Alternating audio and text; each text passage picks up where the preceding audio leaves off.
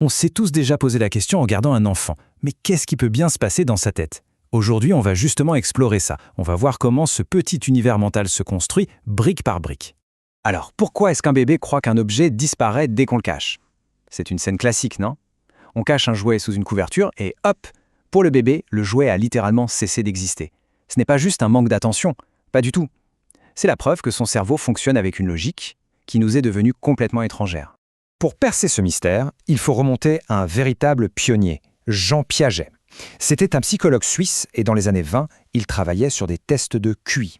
Mais ce qui l'a fasciné, c'était pas tellement les bonnes réponses des enfants, c'était leurs erreurs. Et c'est là que tout a basculé. Piaget a eu cette intuition géniale. Les erreurs des enfants, elles ne sont pas aléatoires, pas du tout. Elles sont systématiques et elles révèlent en fait une structure de pensée complètement différente. Son idée clé, c'est celle-là. L'intelligence d'un enfant, ce n'est pas juste une version réduite de celle d'un adulte. Non, c'est un monde à part. Du coup, Piaget a dessiné une sorte de parcours, une ascension en 4 grandes étapes que tout le monde traverse. C'est le voyage que chaque esprit fait pour arriver à maturité. Allez, on se lance. On commence par la toute première marche de l'escalier. Première étape, donc, la découverte par l'action. C'est ce qu'on appelle le stade sensoriomoteur de la naissance à environ 2 ans. C'est vraiment la base de tout. À cet âge-là, la pensée, c'est l'action. Le bébé y comprend le monde en touchant, en goûtant, en regardant. Chaque nouveau mouvement, que ce soit ramper ou faire ses premiers pas, c'est une petite révolution dans sa tête. Ça alimente son cerveau en nouvelles informations en direct. Et là, on a la réponse à notre question du début. Au tout début de cette étape, si on cache le nounours, pouf, il n'existe plus. Mais petit à petit, le bébé va développer une compétence incroyable, la permanence de l'objet. Il finit par comprendre que le nounours existe toujours, même quand il est caché. C'est un truc fondamental pour construire sa mémoire. Par contre, il y a une grosse limite, l'égocentrisme. À ce stade, le bébé est tout simplement incapable d'imaginer un autre point de vue que le sien. Pour lui, le monde, c'est ce qu'il voit et ce qu'il ressent. Et c'est tout. Allez, on monte d'un cran. Deuxième étape, la pensée symbolique. C'est le stade préopératoire de 2 à 7 ans. Et là, attention, c'est l'imagination qui prend le contrôle. C'est l'âge où l'enfant pige qu'un gribouillage peut représenter sa famille ou qu'un simple bâton peut devenir une épée magique. C'est aussi la période de l'animisme, il est persuadé que ces jouets sont vivants, qu'ils ont des émotions. Et tout ce jeu du faire semblant, ce n'est pas juste pour s'amuser, c'est un outil d'apprentissage super puissant.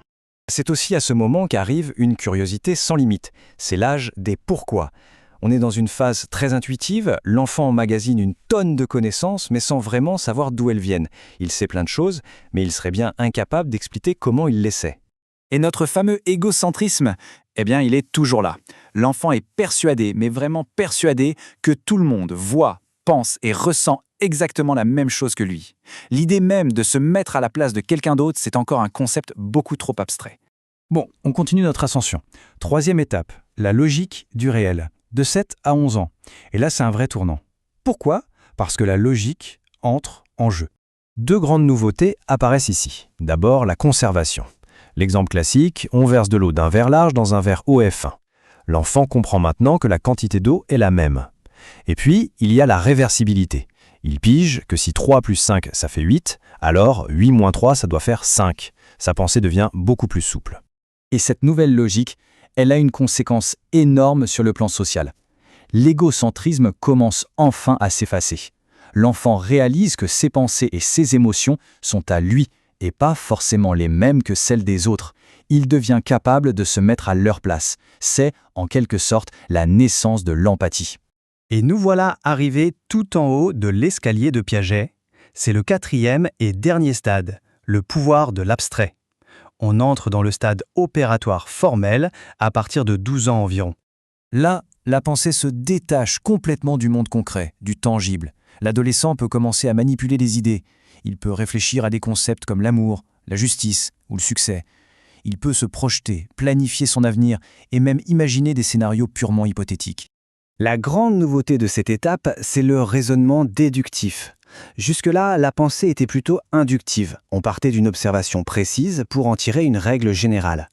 Maintenant, on peut faire l'inverse, partir d'une grande règle pour en déduire une conclusion logique et spécifique. C'est la base de la pensée scientifique, philosophique, de tout en fait.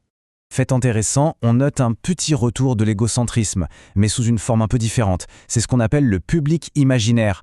L'ado a souvent l'impression d'être le centre de l'attention, d'être constamment observé et jugé par tout le monde, un peu comme s'il était sur une scène en permanence. Voilà, pour résumer, le grand voyage de l'esprit vu par Piaget. On a donc 4 étapes, 4 véritables révolutions dans notre façon de penser qui nous font passer de la sensation pure à la pensée abstraite la plus complexe. Pour Piaget, cette 4e étape, c'est la dernière. Attention, ça ne veut pas dire qu'on arrête d'apprendre, loin de là. Ça veut simplement dire qu'à partir de l'adolescence, on dispose de la boîte à outils mentale complète. On a tout ce qu'il faut pour se pencher sur des questions complexes, qu'elles soient morales, philosophiques ou personnelles, pour tout le reste de sa vie. Comprendre comment notre esprit s'est bâti, c'est une chose, mais ça ouvre une autre question, encore plus grande. Maintenant que cette architecture incroyable est en place, comment on fait pour en prendre soin tout au long de notre vie ?